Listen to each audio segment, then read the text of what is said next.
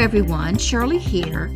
Every year for the last 7 years, Uninet and CohnReznick have surveyed government contractors to assess their thoughts, practices, pressures, and plans for growing their businesses in the very complex, highly regulated, but opportunity-rich federal marketplace. The most recent survey devoted special attention to planning best practices to help small firms plot a prosperous course into the future. My favorite topic. My special guest today to help me discuss the report's findings is Jacob Borgeson, Senior Product Marketing Director at Uninet. Welcome, Jacob. Thank you, Shirley. Thank you for having me. It's a pleasure to be here. It's a pleasure to have you, Jacob. Please tell our audience a little about yourself and Uninet. I've been doing product marketing for a long time. I've only been in GovCon for about a year. But for those who don't know, product marketing does the behind-the-scenes work of kind of translating all the capabilities that products have into simple stories about how those products solve problems for real people and how they do it better than the competition.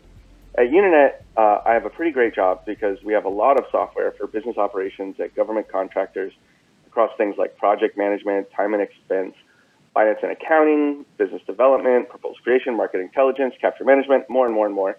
So it makes my job pretty great because that means I have a wide range of fun topics to discuss with people who keep our government running. Thank you, Jacob. We're talking about the 2023 Gauge Report. Exactly what is the Gauge Report and how are responses gathered from government contractors?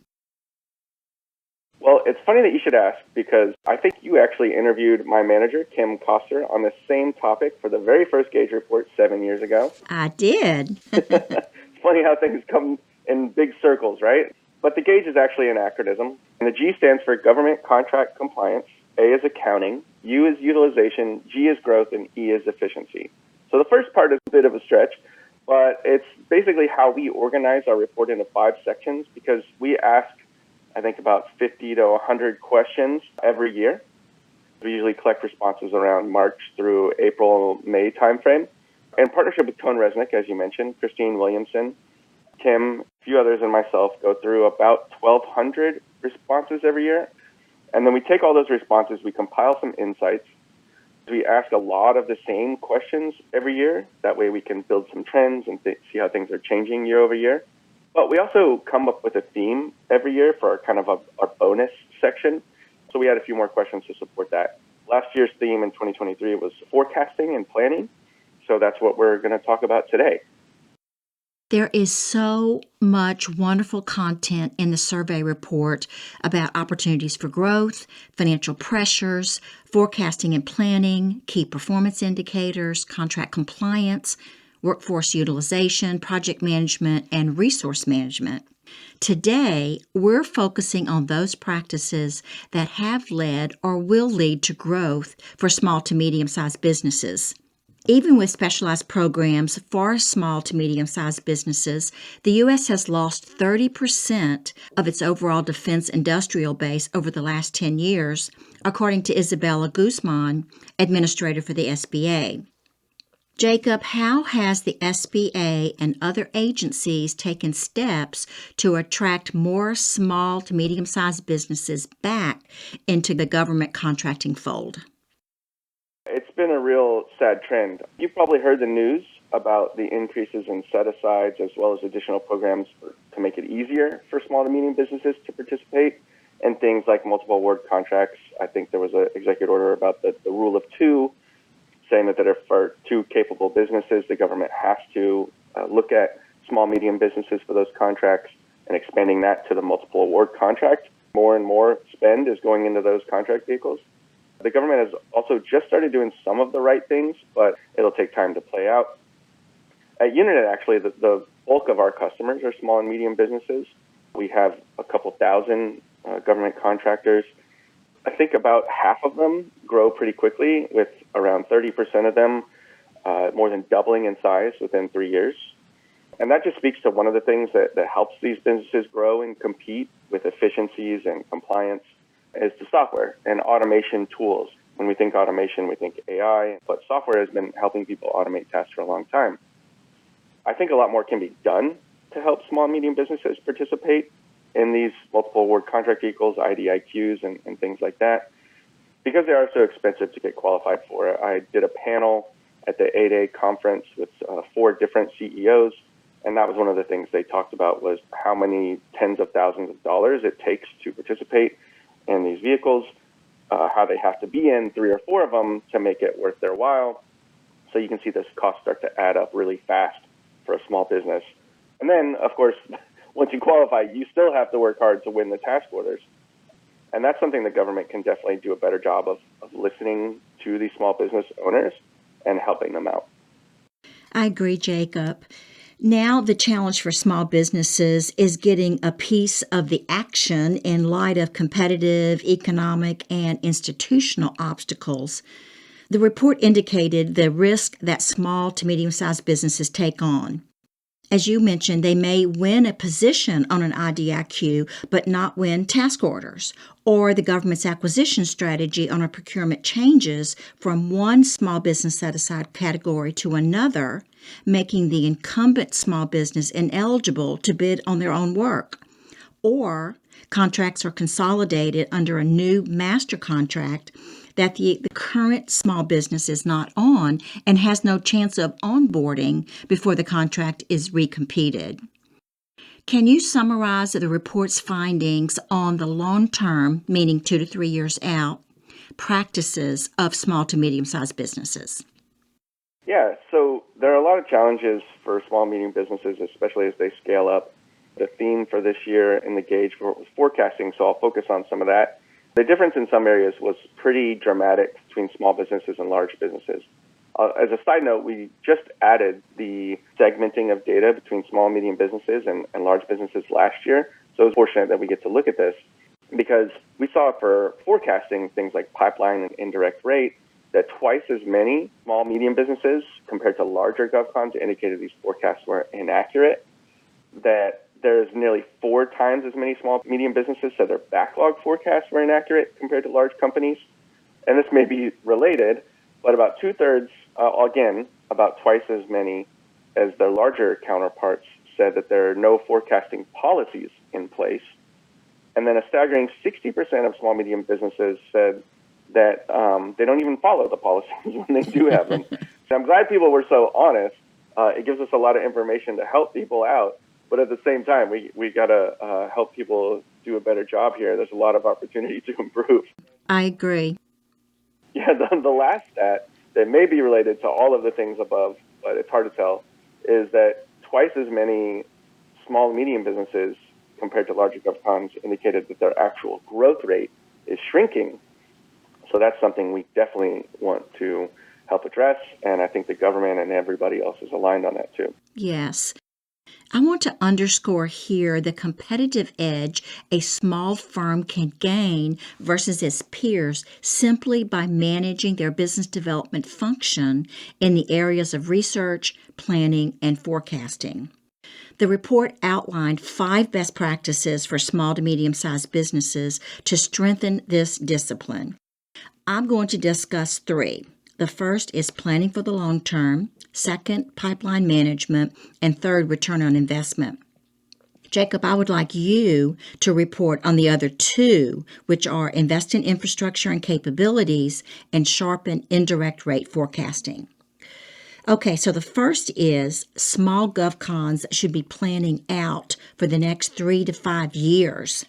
Most are comfortable doing 1-year planning.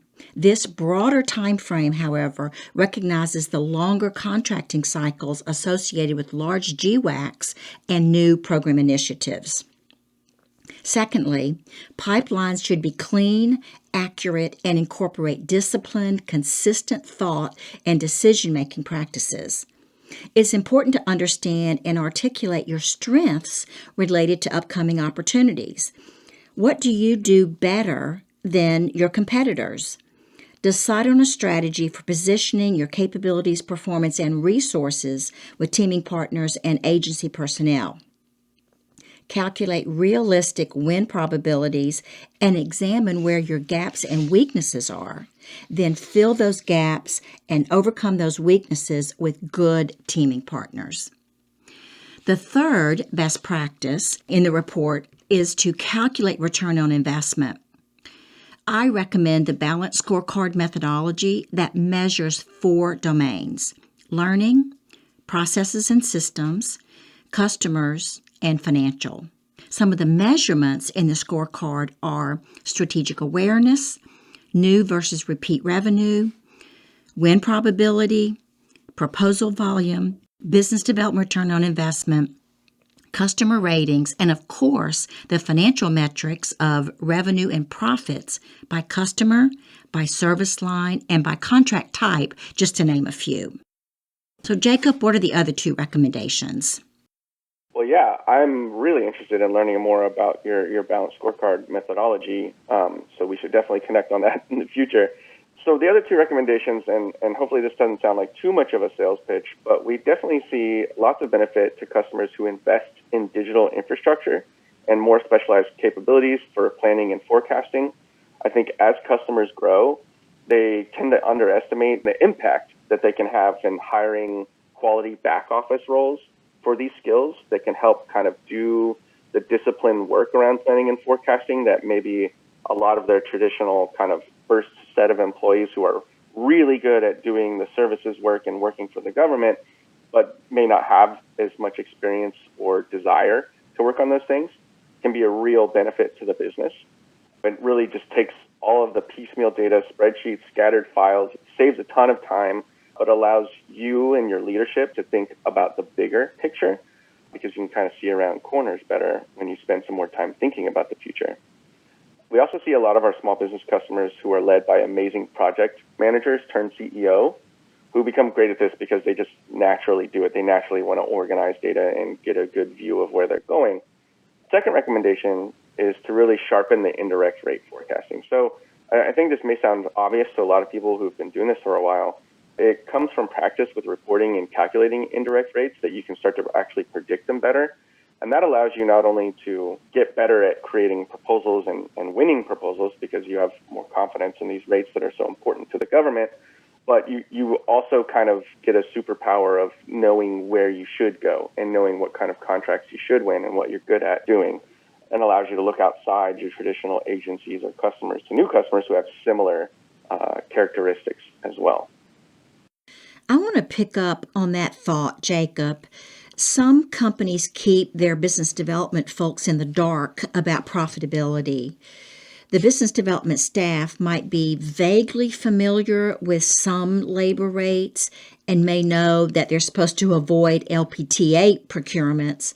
But in my experience, the more the business development team understands how their employer generates profits, meaning what types of contracts, the type of work, and the characteristics they should be looking for in good teaming partners, the better able they are to ferret out profitable opportunities and even shape acquisition strategy by having strategic conversations with contracting officers. So the data that comes out of a well-managed accounting and CRM system should definitely be discussed with the BD team as well. We need to take a break. I'm talking to Jacob Borgeson, Senior Product Marketing Director at Uninet. When we come back, we'll talk about growth projections. Stay with us. We'll be right back.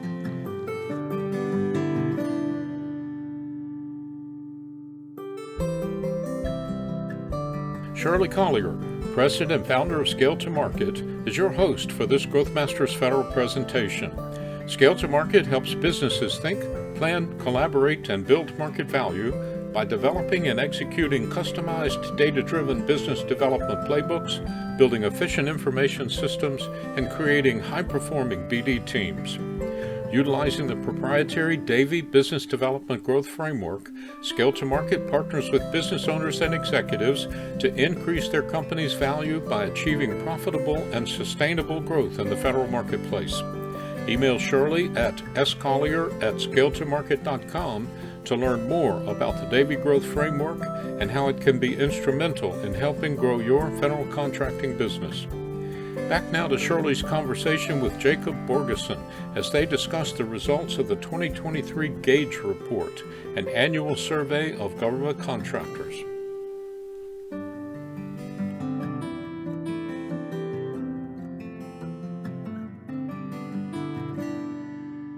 Welcome back.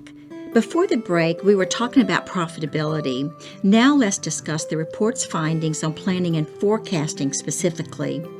Jacob, the report had some interesting data about the planning practices of GovCons and their confidence in the accuracy of their approaches. Project forecasts inform the firm's annual operating plan and long-term plans. Companies that excel at forecasting tend to operate more efficiently, deliver better project outcomes, and more successfully fulfill their strategic goals. What did the report conclude about GovCon firms' strengths and weaknesses? As much importance as GovCon firms place on forecasting their pipeline in this year's gauge results, making pipeline forecasts accurate appears to be a struggle for many, suggesting they're lacking in kind of the 3 C's, like communications, collaboration, and capabilities, to produce consistent on-target forecasts. Overall, firms are weakest at forecasting pipeline and strongest at forecasting cash flow. And that's not surprising to me at all. Pipeline forecasting is misunderstood by most small government contractors. Although it's not a complicated calculation, it is one that requires discipline, consistency, and understanding the factors that go into forecasting.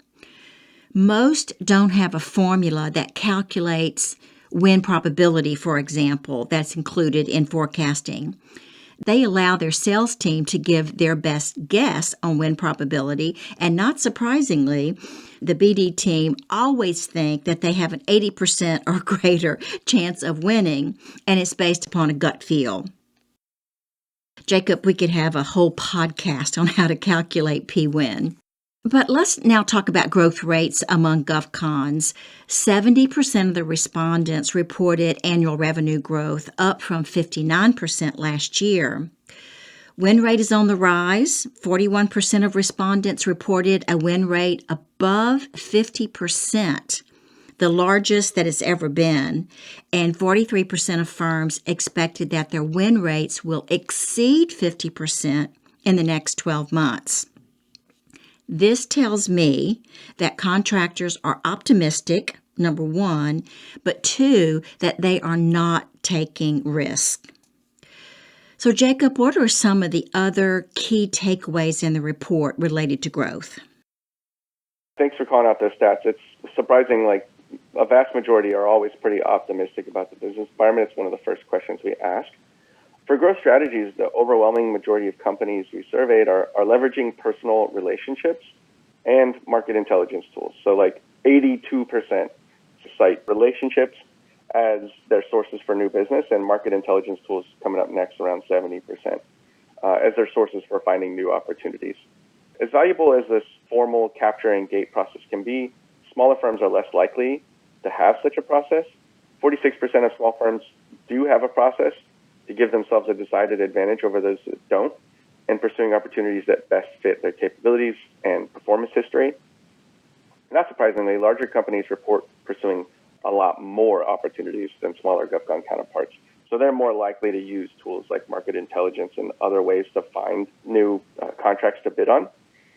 And also, not surprisingly, larger companies are more likely to have software to track all these pursuit, capture, and proposal in the form of CRM, proposal management, and other tools. Somewhat surprisingly, only 41% of the proposals that they create are actually submitted. So there is a win rate of over 50%, but there's a lot of work being done on proposals that aren't submitted. So a lot of kind of shadow work, as you might say. Yeah, that was a surprising finding in the report, that so much effort would go into developing a proposal and then it was not submitted. So I'd love to dig into that data a little bit more. So, Jacob, although 72% of respondents indicated they were optimistic about the GovCon business environment, they face a range of challenges. The most formidable is identifying new revenue sources, according to the respondents. It topped the list, with 51% of respondents identifying it as the biggest challenge they face. A close second on that list was generating organic growth, followed by uncertainty surrounding federal spending. But the issue that concerns GovCon executives the most is winning new contracts, and by a wide margin, with 77% identifying it as the most concerning issue. This tells me that a large percentage of GovCons want new opportunities with new client agencies, but find it difficult to do so. Jacob, what were some of the other highlights from the report that we have not discussed? Another one that's at the top of the list is resource management, which is the top of the list for project management challenges. We divide the gauge into different areas, growth being one, resource management and utilization being another. So the biggest challenge there was managing those resources effectively, followed by inexperienced project managers, and then forecasting, of course. And then as pressing as these high-level concerns of resource management, retention, and forecasting disconnects are, the actual and projected growth rates for GovCons look robust. 70% project some growth, more than a quarter at 28%, growing by over 15%, and one-third expect to go between 10 and 15% in the year ahead. That's a pretty big portion, more than half of people growing more than 10%. And that is consistent with their self-reported proposal win rates of 50% and above. Jacob, thank you so much for sharing these survey results with our audience today. Thank you so much, Shirley. It really was a pleasure being here and talking with you. Folks, if you would like to get in touch with Jacob, he can be reached at jacob.borgeson, and that is BORGESON, at uninet.com. Or you can reach out to us here at Scale to Market, and we'll make sure you're connected. This is Shirley Collier, President of Scale to Market and host of the Growth Masters Federal Podcast, signing off for now.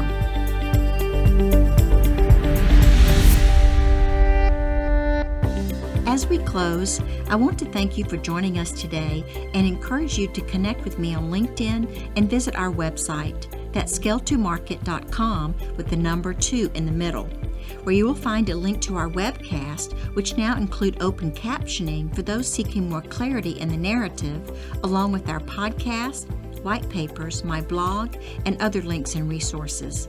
While there, please leave us a comment or suggestion so we can stay focused on what's important to you. We'll see you next time.